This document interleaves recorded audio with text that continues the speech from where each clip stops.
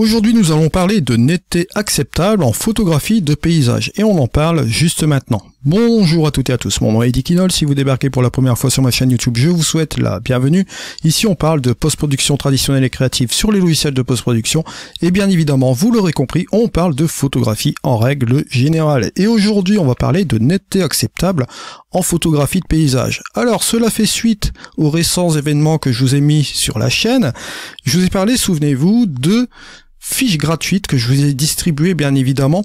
Vous irez voir les vidéos spécifiques où je vous explique tout. Vous avez les fiches gratuites concernant la compréhension de la lumière incidente ainsi que les paramètres d'exposition et je vous ai mis aussi une petite aparté sur les stops en photographie. Vous avez une remontée d'informations aussi sur deux logiciels phares que je mets sur la chaîne en avant ici concernant All-in-One Photoro 2024.5 et Luminar Neo, 1.20 pour Luminar Neo et 2024.5 pour All-in-One. Je vous ai réexpliqué un petit peu le principe des chemins à utiliser dans All-in-One Photoro pour développer un fichier RAW. On a parlé ensemble de la profondeur de champ sur une fiche pratique, comment la maximiser en photographie de paysage. On a mis tout cela en pratique bien sûr à la suite dans un vlog. Je vous ai partagé 3 techniques qui sont vraiment très rapides à mettre en place lorsque vous voulez maximiser votre profondeur de champ et forcément votre mise au point aussi par la même occasion. Et vous verrez que pour le calcul d'hyperfocale, je vous ai donné quelques clés qui vont vous permettre d'être plus rapide et plus autonome en photographie de paysage. Alors, là ici, on reprend un peu le principe de la netteté acceptable. Je vous en ai parlé beaucoup dans le vlog, et ça c'est pas pour rien, c'est pour en revenir aussi aujourd'hui sur cette chose. Alors on va se rendre dans All-in-One Photoro, d'accord, et on va analyser les photos, 2 photos que j'ai prises aussi en particulier, d'accord, j'ai pris 2 prises de vue, je vais prendre cette prise de vue où je me suis complètement mis à la droite, à l'exposition à droite au niveau de ma photo. Et après, bon, j'en ai une ici, parce que j'avais un petit peu trop de flou cinétique sur cette photo-là. C'est la photo que je vous avais mise sur le vlog, bien sûr. Là, elle est avant traitement, il n'y a pas de traitement qui a été réalisé dessus. Il y a simplement l'application du profil All-in-One standard qui est mis juste dessus. Et je vais en parler juste après.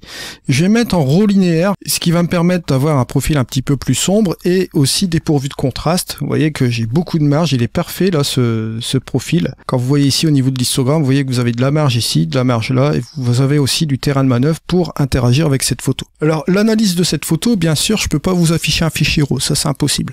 Fichier RAW, il faut systématiquement qu'il soit dématricé. Donc dans le logiciel de post-production que vous voyez là qui est All-in-One, comme le logiciel de post-production, vous ne pouvez pas voir le fichier RAW parce que c'est un amas de données et pour pouvoir le voir, il faut le dématricer. C'est pour ça que lorsque vous êtes à l'arrière de votre appareil photo, je vous ai expliqué la dernière fois que vous devez avoir un profil plat. D'accord. Vous sélectionnez le plus plat pour avoir déjà une première expertise pour voir sans être influé par exemple par les contrastes, la netteté, toutes ces choses-là. Vous voyez déjà un premier aperçu. Mais bon, ce fichier a déjà été dématricé par rapport au capteur parce que bon, pour pouvoir voir cet amas de données, il faut lui donner une interprétation. Et l'interprétation que vous allez lui donner, c'est avec un profil déjà. Alors, après dématrissage, bon, voilà, il y a la petite chose magique qui est en train de se dérouler bien sûr au niveau de ce dématrissage. Si vous n'avez pas vu la compréhension du fichier RAW, je vais vous indiquer en haut à droite un épisode, la compréhension du fichier RAW, les 100 visages du fichier RAW. J'avais fait une petite vidéo assez sympa là-dessus et vous allez voir donc en fait que le fichier RAW, forcément ne le voit pas. Lorsque vous ouvrez une photo dans un logiciel de post-production, il y a déjà un minimum appliqué au niveau de cette photo. Vous avez déjà l'application de la balance des blancs et forcément pour qu'on voit ce qui se passe ici à l'écran, donc l'ouverture de ce fichier RAW, on nous donne déjà une première interprétation couleur, etc. Parce que fichier RAW, si vous voulez vraiment aller dans le détail à ce sujet-là, bon, n'hésitez pas à aller voir la vidéo. Il y a des logiciels qui permettent de voir un petit peu plus ou moins, je vous ai parlé de Fast RAW Viewer, vous pouvez faire l'analyse du fichier RAW dépourvu de couleur, etc. Visuellement, il vous faut quand même quelque chose. Là, j'ai pris le profil plat pour analyser mon image. Alors, dans All-in-One Photoro, il est très simple de zoomer ici, et là, vous allez voir que, bon, au niveau de la netteté, vous voyez que ça marche quand même relativement bien. C'est une netteté acceptable, comme je l'appelle, Vous voyez ici. Hop. Si je viens ici, vous voyez que là, au niveau de la netteté, c'est pareil, c'est acceptable. Là, ici, bien évidemment, si je vais aller sur les bords, ce sera peut-être un peu plus mou. Et là aussi, sur l'autre bord aussi, ce sera un peu mou. Ne pas être confus aussi, parce que là, forcément, j'étais à 1/80e de seconde, il me semble. Là, vous voyez qu'il y a un petit peu de flou cinétique, là, ici, ça c'est normal. Il y avait un petit peu de vent ce jour-là. Donc, faut pas se baser à ça. Mais essentiellement, quand vous allez sur les bords, vous allez noter que forcément, les bords vont être légèrement ici, soft ici. Mais ça, c'est pas dû forcément à une mauvaise prise de vue au niveau de la mise au point. On avait fait la mise au point à l'infini, souvenez-vous. Quand vous allez faire une mise au point à l'infini, bien sûr, forcément, on part de netteté acceptable, ce sera forcément bien net ici. Si vous allez descendre ici, ce sera super net aussi également. Et puis, vous allez descendre et vous allez avoir forcément un petit peu de mou sur votre image. Ça, c'est normal. Pas ici sur le centre, parce que sur le centre, ce sera bien équilibré, mais plus sur les bords. Et ça va dépendre aussi de l'objectif, bien sûr. Bien comprendre, si je veux prendre, parce que j'avais fait une deuxième prise aussi ce jour-là, où j'avais monté ma vitesse d'obturation pour avoir moins de flou cinétique, j'étais à 1/160e, là ici, par exemple. Je vais faire la même chose, je vais me mettre en RAW linéaire, voilà, pour que ce soit le plus plat possible. Si je regarde ici, vous notez que forcément c'est bien net là. Bon, là forcément il y aura un peu plus de netteté, il y aura un peu moins de flou cinétique ici. Donc ce sera plus sympa. Si je descends ici, vous voyez que là c'est acceptable aussi également. Et là par contre, si je vais sur les côtés, vous allez noter quoi? Vous allez noter que c'est un petit peu plus soft sur les bords ici. Vous voyez? Juste là. Et là c'est un phénomène qui va être dû aussi également avec votre objectif. Alors ça va varier aussi si vous avez une focale fixe, si vous avez un objectif zoom, type zoom ici que j'ai là, ici. Et ça va dépendre aussi de l'ouverture. Là vous voyez que je suis à f11, j'ai choisi de prendre l'ouverture à f11, donc si je zoome ici, dans ce côté-là, forcément mes bords seront un petit peu mous ici. Donc c'est un choix de toute façon, comme j'avais fait ma mise au point à l'infini. Forcément sur le centre, ce sera correct, mais sur les bords, ce sera un petit peu mou comme ça. Mais bon, ça m'inquiète pas vraiment lorsque je vais prendre une prise de vue comme ça, parce que je vais vous faire une exportation juste après. Vous allez voir qu'en exportation après, en appliquant les paramètres qu'il faut, vous allez voir que ça fait super sympa. Mais gardez à l'esprit, ça va jouer selon l'ouverture. Si vous êtes par exemple à f8, vous allez peut-être améliorer les bords, parce que généralement les objectifs, selon le type de focale que vous allez utiliser dans un zoom, d'accord, il sera plus performant peut-être à 24 mm qu'en 70 mm, ça c'est sûr, en fin de course. Quand vous allez avoir des petites ouvertures, les bords seront un petit peu plus mous. Vous allez être à f8, ça va être un peu mieux, bien sûr. Si vous allez descendre à f11, vous allez avoir une petite diffraction qui va commencer à apparaître. f16 aussi, petite également. Mais si vous allez au-delà, bien sûr, c'est ingérable. Mais en dessous, comme je vous dis, entre F11 et F16, ça va, mais l'idéal étant d'utiliser F8 et F11. Il faut varier entre ces deux valeurs principalement. Et sachez bien aussi que si vous faites vos photos entre F8 et F11, ça va varier d'un chiffre à un autre. Bon, il y a un stop de différence entre les deux. Mais là, ici, le F8 va vous réduire un peu la profondeur de champ par rapport à F11. Donc c'est un compromis à prendre. Soit vous prenez F8, d'accord, vous acceptez un peu la réduction de la profondeur de champ, bien qu'en F8 c'est déjà une petite ouverture, donc vous pourrez avoir facilement une netteté acceptable du début à la fin. Mais avec F11 ce sera un petit peu plus probable, vous perdrez un petit peu sur les bords, mais c'est pas vraiment gênant. Là vous voyez c'est des herbes ici, donc forcément c'est pas vraiment ce qui nous intéresse à être vraiment en netteté. Ce qui intéresse ici c'est plutôt avoir la netteté juste là. Alors bien sûr, après que vous savez cela, vous pouvez faire votre petit développement. Bon, je vais me remettre ici avec mes niveaux. Comme vous le voyez là, bon, la chose la plus simple à comprendre ici, vous allez faire votre point blanc. Voilà. Je vais tout simplement aussi afficher, hop, l'écrêtage. Et on va faire le point noir. Voilà. Juste ici. Je vais faire attention avec la partie qui est là, pour pas brûler ici cette partie ici. Je vais ouvrir mes ombres. Je vais baisser un peu mes tons moyens, baisser un peu mes tons clairs, voilà, et rajouter un peu de contraste surtout, voilà, juste ici. Je vais revenir avec le point blanc, et revoir si je peux pas monter ici les tons moyens, sans trop exagérer bien sûr, baisser comme cela, voilà, lui donner un aspect plus ou moins comme ceci. Puis booster pourquoi pas un peu de contraste. Voilà, là on est sur un résultat sympa, vous voyez. Et là si je regarde un peu ici, bon on a ce résultat là, c'est cool, voilà. Et on n'a pas de netteté, bien sûr, appliquée. Si je veux appliquer de la netteté, regardez, je vais aller ici, je vais tout simplement aller dans le bruit et l'affûtage. Je vais monter ici, comme vous le voyez, pourquoi pas aller à 44, 45. Et voilà, au niveau de la netteté, vous allez remarquer que c'est super sympa comme cela. Alors bien sûr, petite chose aussi à savoir, parce que bon, je vous ai dit cette chose-là aussi également, comme vous voyez au niveau des bords, vous prêtez attention aussi à votre objectif. Ne vous martyrisez pas l'esprit concernant cela, bien sûr, n'allez pas vous dire j'ai loupé ma mise au point, tout cela, bon ça va dépendre, comme je vous dis, de l'objectif bien sûr, et c'est sur les bords que vous verrez la différence. Regardez plus vers le centre, et là vous serez un petit peu plus fixé. Et il est évident que bon, la perte de focus va se faire aussi également si vous faites le plan vers l'infini, plus ou moins, bon on va dire c'est plus par ici au niveau de l'infini, mais vous voyez, vous avez une netteté acceptable sur toute l'image, d'accord, c'est ce qu'on appelle la netteté acceptable.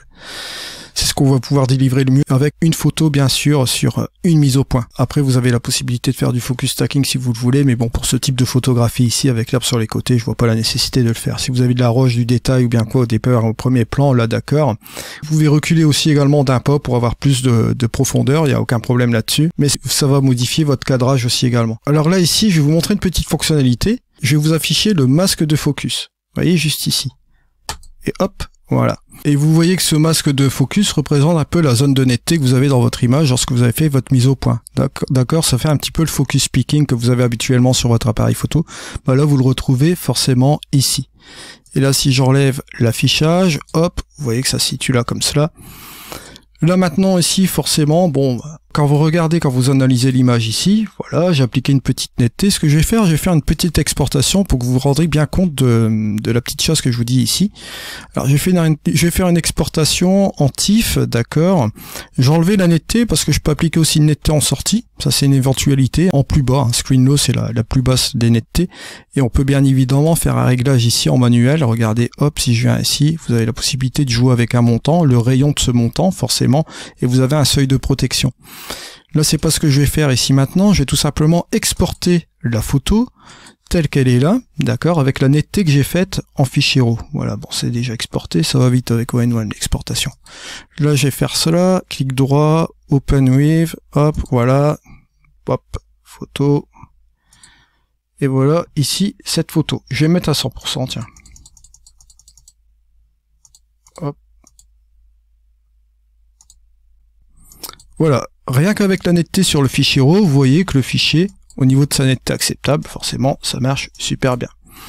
Là, j'ai quand même un petit peu moins de flou cinétique que tout à l'heure que j'avais sur la première photo que je vous avais montré. Et vous voyez que là, bon, si on regarde bien la photo en règle générale, hein, bah, ça marche super bien. Voilà.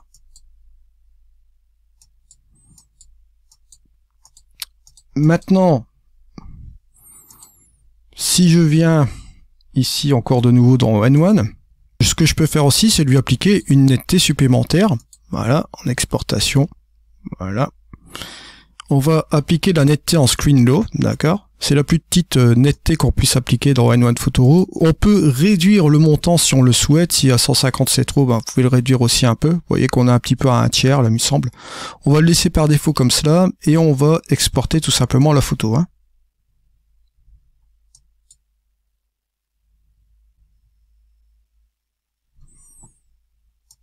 Je vais aller là, hop, on va ouvrir,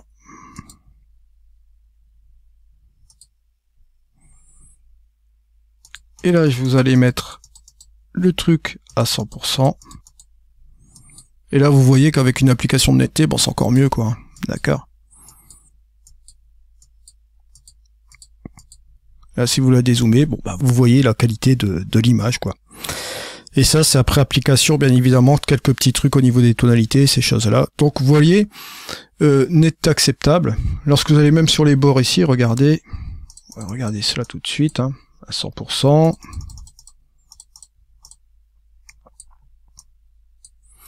Même ici, au niveau des bords, vous voyez qui apparemment était un petit peu plus mou là sur le côté dû à l'objectif. Vous voyez, même en application de petite netteté, vous voyez que c'est super sympa comme ça.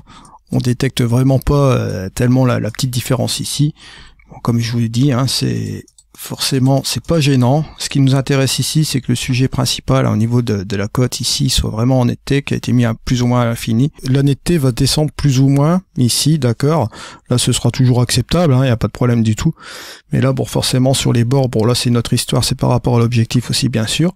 Mais là, vous voyez que c'est pour ça, quand j'étais sur le terrain, j'ai fait hop, la mise au point ici, je suis redescendu, j'ai vérifié aussi vite fait là pour voir un peu ce que ça donne. Faut choisir un compromis, hein.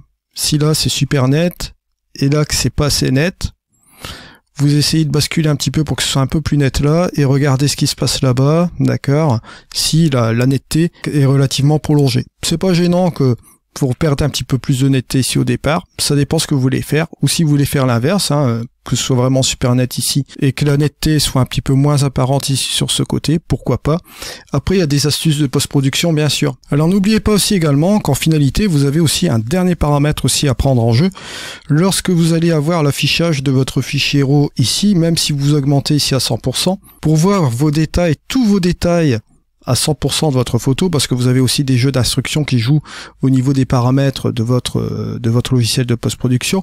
Lorsque vous exportez la photo, vous voyez le résultat final de ce que vous avez fait, bien sûr. Donc là, bien sûr, et bien évidemment, hop, si vous allez là-dessus, vous voyez le résultat final ici qui est là, et vous voyez que bon, au niveau de la post-prod de ce logiciel, quand vous regardez la netteté globale de l'image, là, on n'a pas vraiment à se plaindre là-dessus, hein. Quand vous voyez les photos qui sont sur Internet, bien évidemment, gardez à l'esprit qu'ils sont toujours post-traités avec une petite zone de netteté pour afficher à l'écran, bien sûr.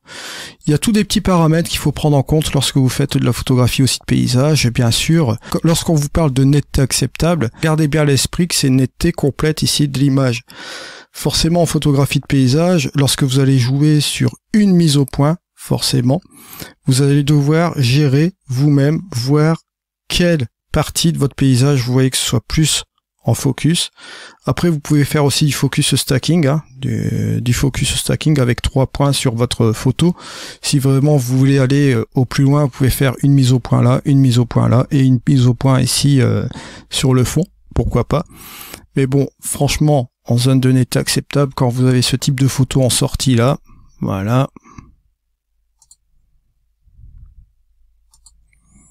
Je pense qu'on peut pas se plaindre du résultat au niveau de la netteté, comme vous le voyez ici. Vous pouvez appliquer une petite netteté sans aucun problème à la sortie d'image. Et là, vous voyez que vous êtes relativement tranquille. Hop, si je zoome encore une fois à 100%. Vous